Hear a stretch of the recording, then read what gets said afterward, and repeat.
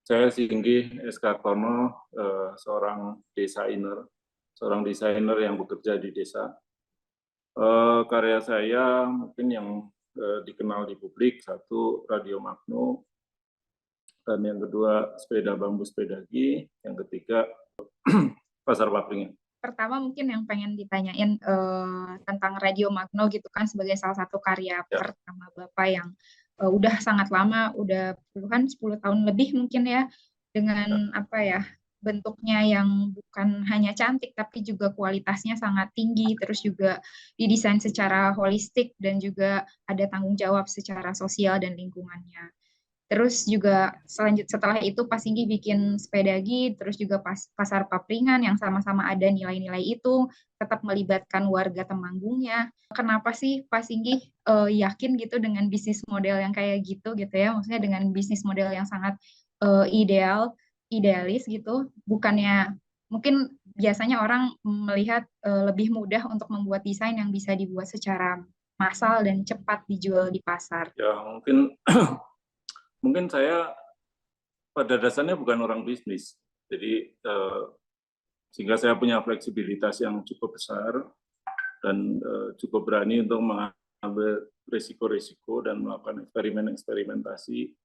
Kemudian kedua, saya tipenya orang yang bukan tipe pendengar sebenarnya, jadi saya orang yang keras kepala, dan sehingga saya punya keteguhan hati atau kekerasan kepala lah untuk mau mencoba sesuatu yang memang belum ada contohnya. Jadi kalau memang belum ada contohnya ya kita harus coba.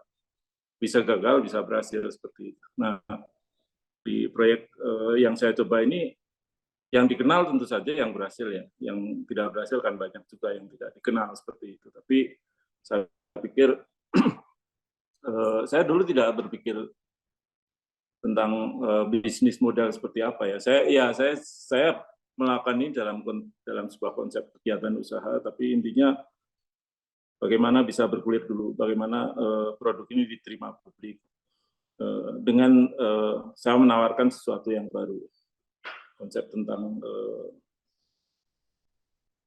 craft, tentang filosofi di baliknya, tentang kelestarian alam, tentang masyarakat desa, seperti itu sesuatu yang saya ingin bangun, dan saya ingin membangun sebuah brand yang lahir di desa, dirancang di desa, dikerjakan di desa, tapi menjadi sesuatu yang punya gaung internasional seperti itu. Ya mimpinya tinggi gitu. Tapi ya karena seperti tadi saya sampaikan, dasarnya saya bukan orang bisnis, jadi berpikir tentang hitung-hitungan itu mungkin agak ngawur ya, seperti itu. Untung aja saya berhasil sekarang gitu, seperti itu. Awal mulanya sendiri, kenapa sih Pak melihat desa ini, potensi desanya ini sendiri, mungkin pastinya juga udah sering cerita, cuman pengen diceritakan lagi tentang gimana sih Bapak melihat desa ini dan potensinya. Ya karena saya orang desa ya, saya orang desa yang pernah punya kesempatan untuk tidak tinggal di desa selama kurang lebih 9 tahun ya, tinggal di Bandung, ditambah wawasan, pengetahuan, dan yang lain-lain, sehingga saya bisa melihat desa itu dengan jarak, dengan pengetahuan baru, dengan wawasan baru, dan saya melihat desa ini ya sesuatu yang sebenarnya punya potensi yang sangat besar. Bahkan saya melihat bahwa desa itu masa depan dunia, terutama karena di desa itu semuanya ada. Desa sebenarnya komunitas yang mandiri, bahan baku ada, yang paling sederhana sebenarnya wilayah, masyarakat, aktivitas ekonomi, dan sebenarnya dia jauh relatif mandiri dibandingkan dengan kota. Yang ekstrim mungkin kita bisa melihat seperti suku Baduy ya. Suku Baduy itu hampir 100% mandiri. Desa-desa pada umumnya tidak 100%, tapi mereka itu pada dasarnya adalah penghasil pangan, penghasil bahan baku, dan juga penyumbang tenaga kerja yang luar biasa. Kemudian kalau dalam konteks Indonesia dan dunia, Indonesia ini 80.000 lebih terdiri dari desa, dan hanya kota itu jumlahnya hanya sangat sedikit ya. Dan Tapi sekarang ini perekonomian Indonesia sangat bergantung di perkotaan. Ini sesuatu yang menurut saya tidak seimbang, dan kalau sebuah bangunan itu tidak stabil ya, karena fondasinya itu ada di pilar-pilar yang sebenarnya kecil. Harusnya sebuah bangunan itu akan sangat stabil jika kita melihat seperti bangun sebuah gunung ya. Jadi kakinya yang melebar dan puncaknya sedikit. Nah, kakinya itu harusnya desa-desa seperti itu. Saya memulai eksperimentasi dengan tugas akhir saya waktu kuliah, memilih craft, memilih material alam, nilai-nilai budaya dari masyarakat kita. Kemudian tentu saja ketika mengambil dua tema itu sangat dekat kaitannya dengan desa. Saya gabungkan dengan kecenderungan kemajuan teknologi elektronik. Jadi saya melihat sebenarnya ada titik temu antara teknologi, perkembangan teknologi, dan juga apa-apa yang ada di dalam kehidupan tradisional kita. Sayangnya kehidupan tradisional ini sering lebih banyak ditinggalkan oleh masyarakatnya sendiri maupun oleh orang-orang yang atau pihak-pihak yang memiliki peran menyusun pembangunan seperti itu. Iya, tadi ngomongin tentang materialnya juga mungkin ya sama yang ada di desanya. Mungkin salah satunya yang nggak dilirik gitu. Mungkin orang desanya juga ngelihat material bambu ini material yang biasa aja di desanya sendiri gitu ya. Kalau cerita Pasinggi sendiri dulu pas memulai dari Magno kan dengan material kayunya, kemudian juga ada Sepedagi dengan bambunya dan Pasar Papringan yang ada di tengah-tengah kebun bambu. Apa yang jadi pemicu Pasinggi pertama kalinya melihat material bambu ini ke dalam karya-karya Pasinggi? Kebetulan sekali sih sebenarnya, dan itu juga yang aneh ya menurut saya, karena sebenarnya bambu itu juga akrab dengan saya waktu kecil ya. Bambu material yang paling banyak saya pakai misalnya untuk membuat mainan anak, karena dia punya sifat-sifat yang mudah dibelah. Dan ini beda dengan kayu, karena kayu itu kalau membelah harus pakai gergaji dan effortnya akan sangat tinggi.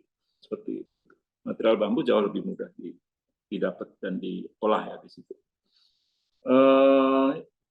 Ya memang aneh, karena saya pulang dengan kayu, sementara bambu sebenarnya lebih populer, tapi ya nggak tahu, karena waktu itu peluang pertamanya atau potensi pertama yang saya lihat adalah kayu dari kelanjutan tugas akhir saya.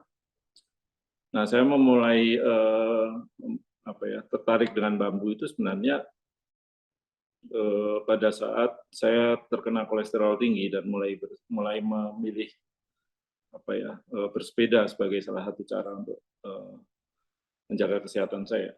Dan dari situ sebenarnya saya kemudian tertarik dengan produk sepeda, dan kemudian saya browsing dan ketemu sepeda bambu yang justru dibuat di negara-negara yang mereka secara natural itu nggak punya tanaman bambu, atau kalau ada sedikit sekali lah. Itu di Amerika, di California. Saya takjub ya, karena saya sebenarnya tahu sepeda bambu beberapa ada yang membuat di Indonesia, tapi sepeda bambu yang dibuat di Amerika itu bagus banget. Dan itu dibuat dengan tangan atau handmade, bidang yang sehari-hari saya geluti. Kemudian ya bambu itu melimpah. Saya sepedaan di setiap desa, material yang paling banyak saya lihat itu bambu. Jadi ini yang kemudian menampar saya ya. Saya ini desainer, kemudian bergelut dengan craft, bambu melimpah di mana-mana. Salah satu yang kira-kira menjadi hambatan bagi saya adalah waktu kenapa tidak langsung bambu, karena bambu itu pengolahan dasarnya lebih sulit, lebih susah, ya. lebih sulit lah. Jadi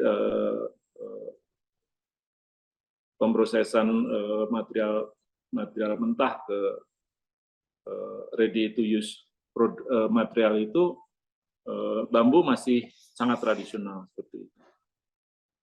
Kemudian menariknya juga adalah bahwa sepeda dan bambu ini sebuah perpaduan yang sangat-sangat menarik ya bagi saya, karena sepeda itu ikon dari green mobility, sementara bambu itu ikon dari green material.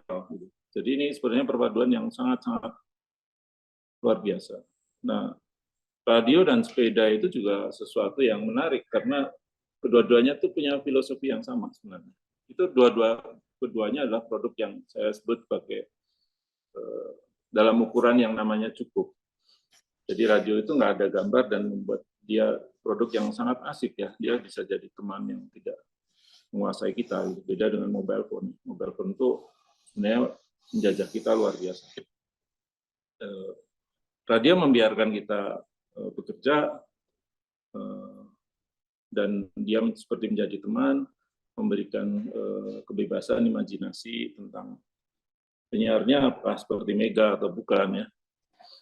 Suaranya kita hanya mendengar suara dan mengimajinasikan seperti siapa orangnya, bebas sekali. Sepeda sebenarnya juga gitu. Sepeda itu satu produk alat transportasi yang dia sebenarnya sempurna karena nggak ada mesin, yang kemudian membuat dia sehat, membuat penggunanya sehat, dan tidak memunculkan polusi seperti itu. Dua hal yang sebenarnya sama ya, jadi ini satu kebetulan sekali. Ya, saya menjalankan kegiatan usaha itu, saya mengikuti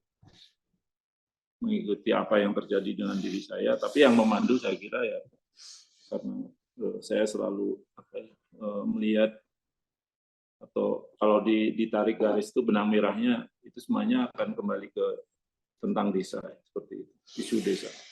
Iya sih, aku jadi ingat dulu waktu magang di sana juga ya Pak. Emang salah satu yang bikin studio dapur, salah satu inspirasinya aku bikin studio dapur juga pas aku magang di sana, karena di Temanggung ya banyak banget perajin bambunya di sana. Ada perajin bambu tembakau itu ya Pak, yang bisa bikin keranjang tembakau, yang mana perajinnya tuh ada yang udah ke kota, terus ada yang udah kerja di kota, tapi pas lagi musim tembakau bisa mudik lagi untuk ngerjain itu. Jadi gimana aktivitas ekonominya juga penting buat para perajinnya tetap melestarikan kegiatan itu, dan juga kebun bambunya juga. Kalau tentang pasar papringan sendiri Pak, gimana ceritanya? Karena kan ini pasar papringan pengunjungnya dari seluruh Indonesia, bahkan juga warga turis internasional juga ada yang datang ke sana untuk merasakan experience berada di pasar papringan. Terus juga gimana ini adanya hutan bambu di tengah desa yang jauh banget dari perkotaan, tapi bisa jadi event yang berdampak gitu untuk masyarakat desanya. Itu gimana sih Pak si pasar papringan ini? Pasar papringan itu sebenarnya kan sebuah proyek yang merupakan proyek prakonferensi event di Sepedagi Movement. Jadi sepeda bambu itu kan melahirkan Sepedagi Movement. Ketika saya membuat sepeda itu, saya sudah mulai kepikiran, saya nggak mau membuat produk hanya untuk fungsi produk itu sendiri. Karena waktu membuat Magno juga sesuatu yang ada di baliknya itu kritik terhadap over consumerism. Jadi ketika saya membuat produk baru, saya berpikir tentang bagaimana produk ini bisa memberikan kontribusi yang lebih pada masalah pemecahan masalah sosial maupun lingkungan seperti itu. Nah, kebetulan sepeda bambu itu kan saya amati dia seperti magnet yang bisa menarik orang-orang dari luar untuk datang ke desa seperti itu, dan itu yang kemudian menjadi pangkal inspirasi dari Sepedagi Movement. Karena problem terbesar di desa kan sebenarnya hilangnya para pemikir. Hadirnya orang-orang dari luar itu kemudian membantu masyarakat desa untuk bisa memecahkan masalah dan mengembangkan potensinya. Nah, pasar papringan ini sebenarnya salah satu hal yang saya lihat fenomena di desa itu kan banyak sekali papringan atau kebun bambu. Papringan itu dari kata pring, kalau awalan pa dan an itu artinya tempat ya. Jadi tempat tumbuhnya bambu papringan. Saya mengamati karena saya sering sepedaan dan hampir semua rute atau sebagian besar rute bersepeda saya itu di desa-desa dan belusuan sampai ke belakang rumah-rumah. Saya mulai melihat bahwa Papringan itu ternyata tidak terpelihara, jadi tempat sampah. Banyak sekali yang digusur oleh tanaman baru. Kalau papringan itu ada di tengah desa, ya sesuatu yang wajib untuk digusur. Karena salah satu ukuran desa maju itu, kalau di tengah desa nggak ada papringan. Saya sering nanya ke masyarakat itu, kenapa digusur? Kalau bahasa Jawa itu ben padang. Maksudnya itu biar terang. Karena papringan itu dianggap sebagai tempat yang gelap ya, dan suram gitu, dan itu tidak mencerminkan kemajuan. Nah, kalau saya amati sebenarnya kenapa masyarakat desa itu seperti itu. Kesimpulan saya sebenarnya sederhana. Mereka bosan aja. Mereka sudah menggunakan material itu sangat-sangat lama, sejak kehidupan itu masih sangat terbatas. Dan bambu itu kan free material untuk orang desa, karena mereka menanam sendiri. Rata-rata tumbuh di belakang rumah, dan itu material yang sangat membantu masyarakat desa dalam banyak sekali kebutuhan mereka, dari alat rumah tangga, kebutuhan pertanian, seperti keranjang untuk merumput, lanjaran untuk tanaman. Banyak sekali. Kemudian kalau juga bangunan rumah dulu dari bambu, kemudian peralatan rumah tangga. Bahkan bambu muda juga bisa dimakan ya, seperti itu. Nah, tapi penggunaan yang lama itu juga mengingatkan mereka tentang masa-masa yang mereka anggap itu sebagai masa yang terbatas atau miskin. Jadi bambu itu kemudian akhirnya menimbulkan image sebagai lambang kemiskinan seperti itu.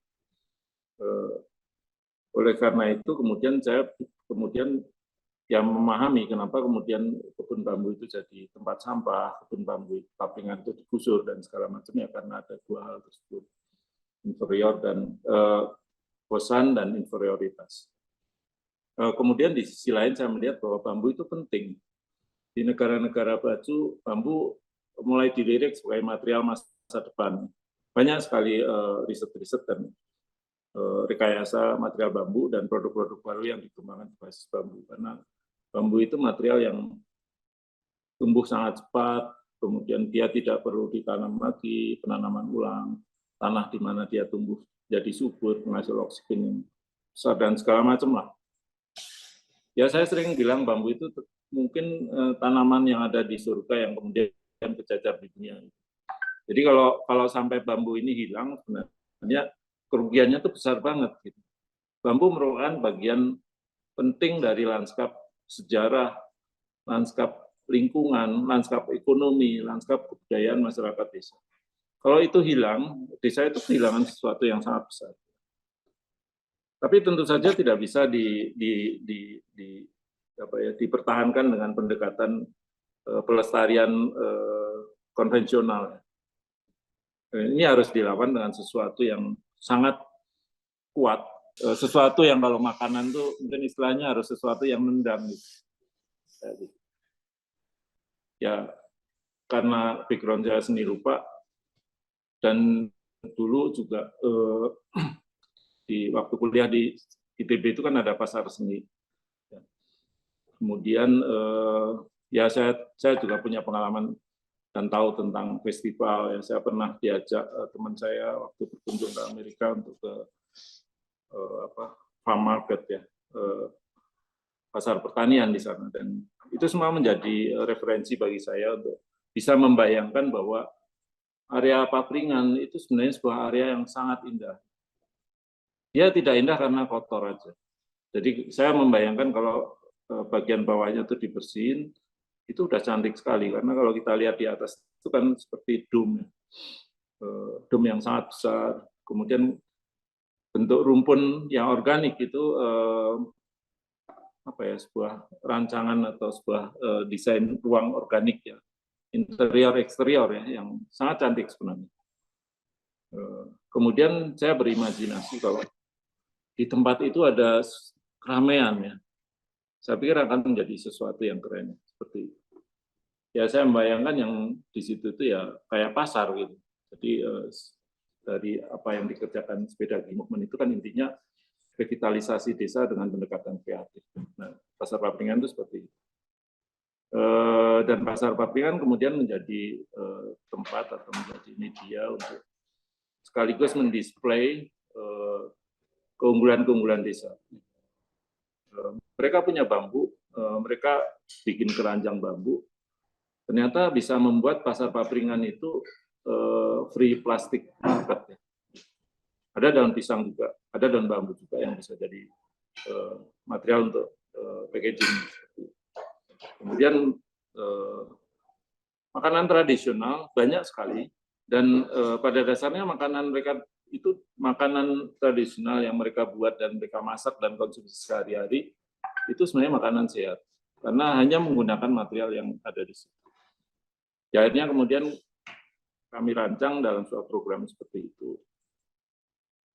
Ya waktu mulai pertama ya kami nggak yakin ini akan berhasil ya karena tempat itu ada di pelosok dan aksesnya juga sulit seperti itu. Tapi ya untung lah karena waktu itu media sosial sudah mulai kuat sehingga publikasi itu melalui pengunjung-pengunjung awal yang kemudian menjadi tertarik untuk datang dan menjadi viral ya karena memang menjadi sesuatu yang baru dan atraktif gitu sehingga tersebar dengan sangat cepat. Kira-kira gitulah. Mungkin kalau udah pernah ke sana emang suasananya di Pasar Papringan begitu masuk ke dalam papringannya udah kayak di beda dunia gitu Pak. Kayak masuk wahana apa gitu. Bagus banget. Kalau ini Pak, kalau warga desanya sendiri setelah ada Pasar Papringan tuh mereka gimana gitu responnya? Memang belum semuanya yang saya harapkan terjadi di sana ya. Kesadaran mereka tentang papringan dan bambu dan yang lain-lain itu belum sepenuhnya benar-benar kuat seperti yang saya harapkan ya, karena masih harus ada tambahan edukasi dan program yang lebih ke arah bambu. Tapi minimal bahwa mereka bisa melihat bahwa papringan itu sesuatu yang keren, sesuatu yang sebenarnya bagus, sesuatu yang indah. Itu menjadi sesuatu yang saya pikir itu udah dari mereka. Kemudian yang kedua adalah tumbuhnya rasa percaya diri. Jadi orang-orang di Ngadiprono itu dulu kalau ditanya asalnya dari mana, mereka nggak pernah nyebutin Ngadiprono. Mereka hanya menyebutkan nama kecamatan Kedu atau mana itu seperti itu. Tapi sekarang dengan adanya Pasar Papringan mereka nyebutnya saya dari Ngadiprono karena mereka bangga ada Pasar Papringan. Jadi saya pikir kalau kita bisa membuat sesuatu yang baik di tempat manapun, ya, termasuk desa ini kan misbranding, jadi brandingnya salah. Makanya ada kata deso itu. Dengan cara seperti itu kita akan mencoba merebranding desa itu menjadi sesuatu yang positif. Seperti itu. Masih perlu banyak program di Ngadiprono, tapi menarik ya karena Pasar Papringan itu menginspirasi banyak sekali orang-orang di luar di Indonesia ya, yang mereka mendirikan sendiri, dan ini yang sebenarnya menjadi salah satu ukuran keberhasilan misi Sepedagi ya. Satu adalah menginisiasi proyek-proyek kreatif inspiratif. Jadi pilihan kami itu karena kami sebenarnya kelembagaannya kecil aja.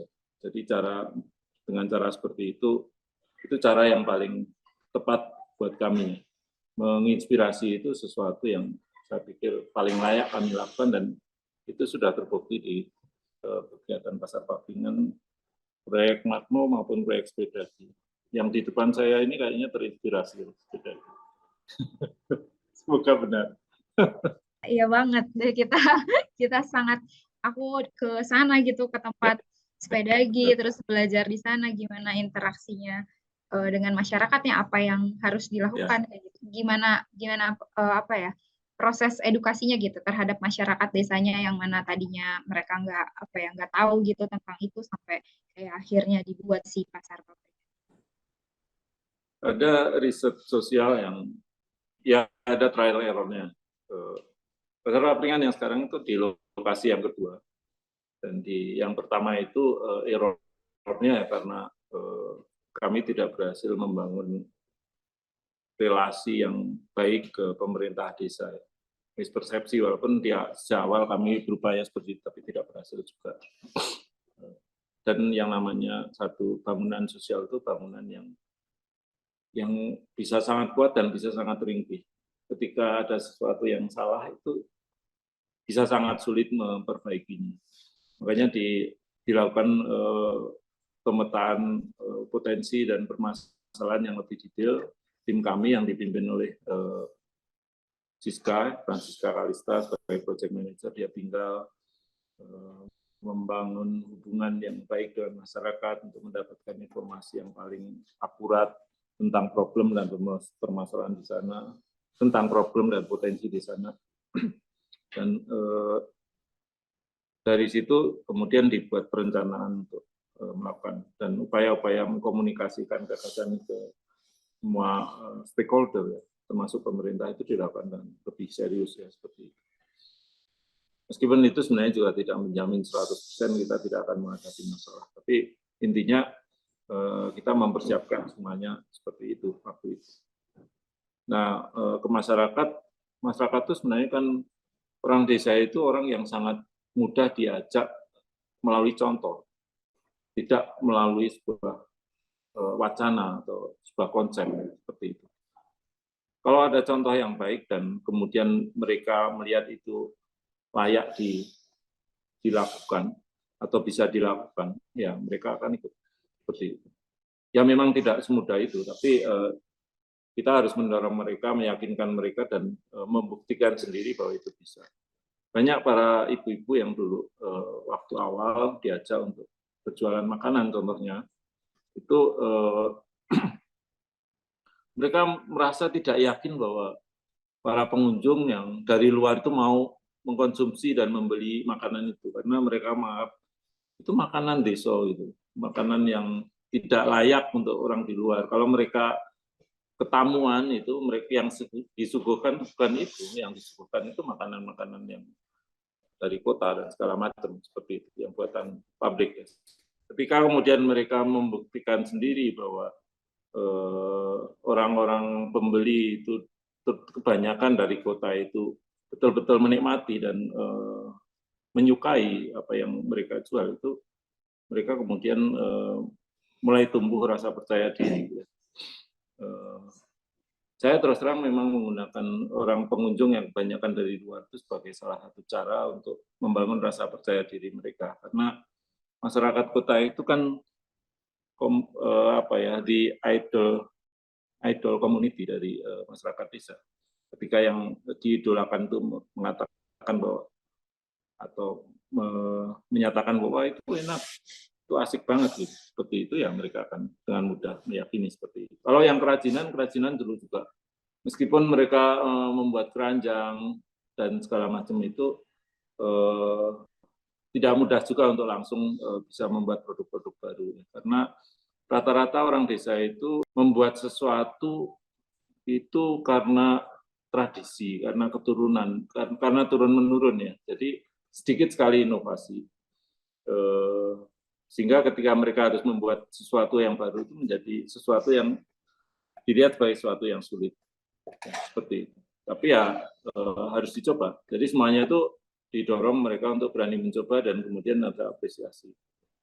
Mainan anak tradisional yang dibuat mereka itu juga tadinya sulit juga meminta mereka membuat, tapi pada akhirnya ketika ternyata itu banyak sekali yang meminati, yang mereka kemudian bersemangat.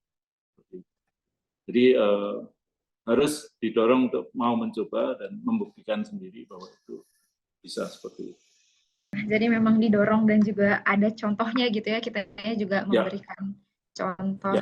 Ya, aku jadi ingat makanannya emang di Pasar Papringan juga enak-enak semua makanannya. Kalau ke sana pengen cobain semuanya gitu. Ini Pak pengen tanya tentang, kan sepeda gitu kan sebuah movement kan sebenarnya. Bahkan ada juga movement sepedagi yang di Jepang itu ya Pak, kalau nggak salah.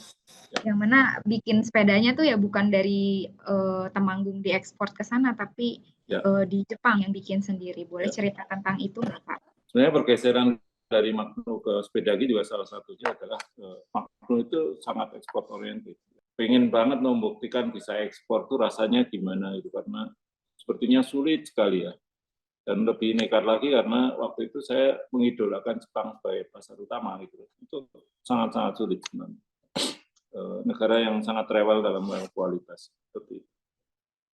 Nah, ketika kemudian lahir Sepedagi, sepeda bambu Sepedagi, saya juga mulai berpikir saya nggak mau ekspor karena ekspor itu sebenarnya tinggi emisi karbon, sering nggak bikin manusia itu nggak waras gitu. Dulu orang bangga makan apel yang ada brandnya Washington Apple ya, seperti itu. Apel itu harus naik kapal berbulan sebulan lebih dan hanya untuk sebuah gengsi seperti itu, untuk merasakan sesuatu yang dari tempat yang lain. Seperti itu. Nah, di Sepedagi ini saya tidak ingin seperti itu. Saya ingin membuat sesuatu untuk masyarakat lokal. Saya juga mulai melihat bahwa lucu juga ya, kita sibuk ekspor ke luar negeri, tapi negara kita jadi sasaran ekspor negara lain. Indonesia terutama salah satunya adalah sasaran ekspor, terutama produk-produk dari Cina dan negara-negara maju yang lainnya seperti itu. Aneh lah seperti itu. Ini yang saya sebut juga dunia nggak waras gitu. Jadi kalau yang lebih waras sebenarnya adalah bagaimana masyarakat itu mengkonsumsi produk-produk yang dibuat sendiri maupun dibuat dari material yang ada di sekitar. Ya sepeda tidak sepenuhnya dibuat dari semuanya total dari lokal. Ada part-part yang masih import ya, part sepeda itu masih import, tapi frame-nya sendiri sudah dibuat dari material lokal.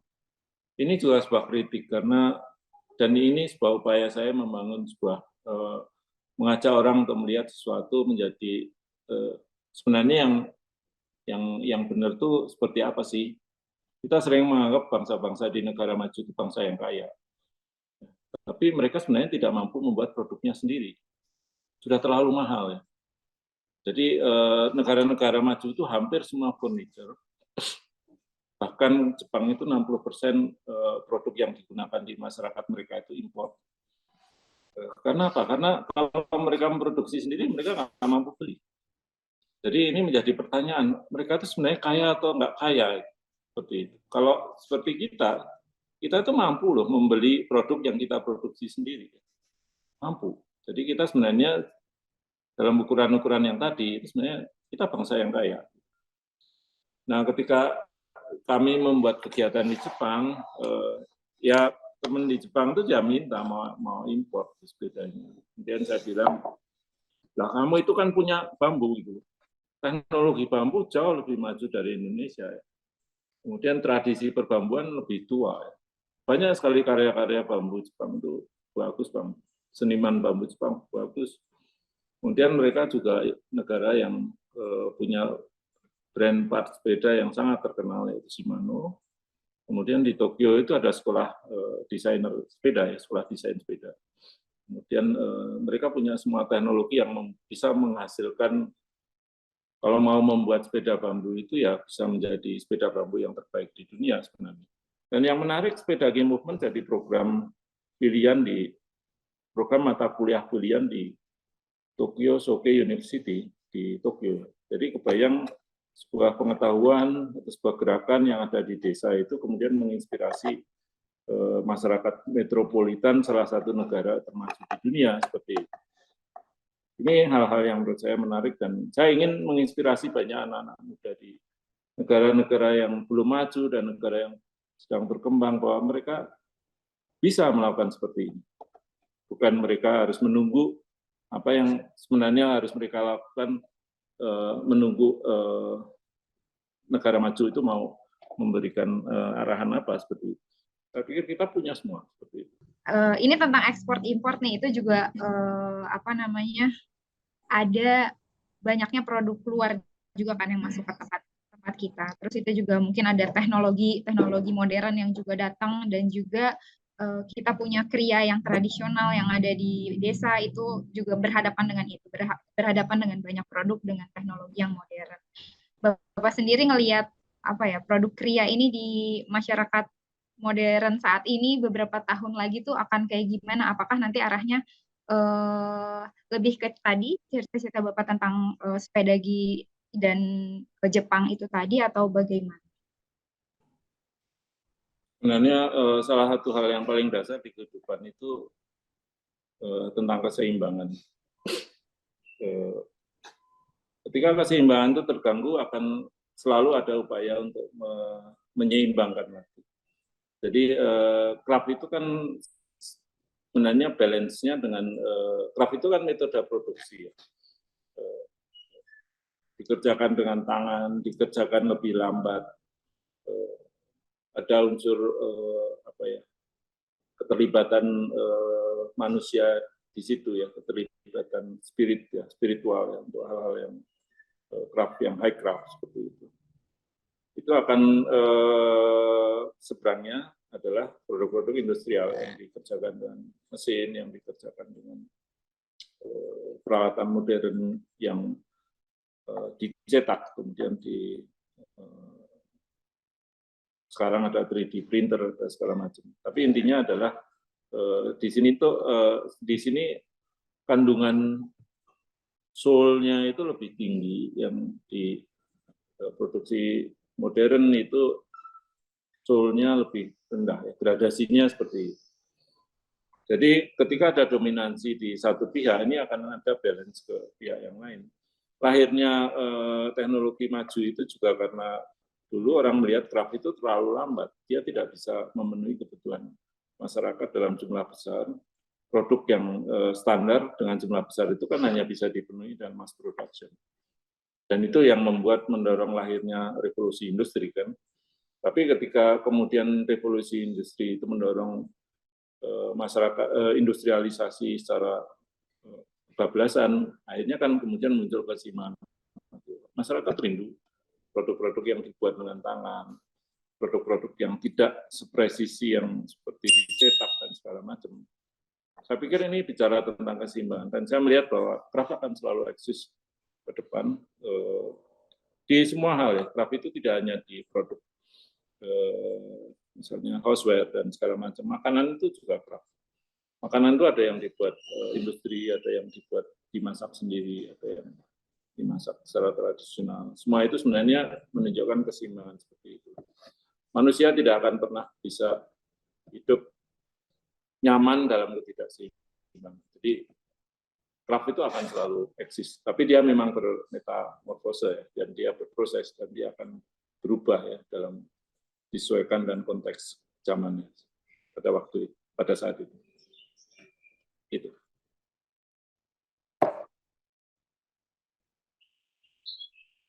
Wah, oke. Makasih banyak Mas Singgih. Terima kasih banyak untuk waktunya udah disediakan Ya. untuk sharing ini. Wah, dengan senang hati dong.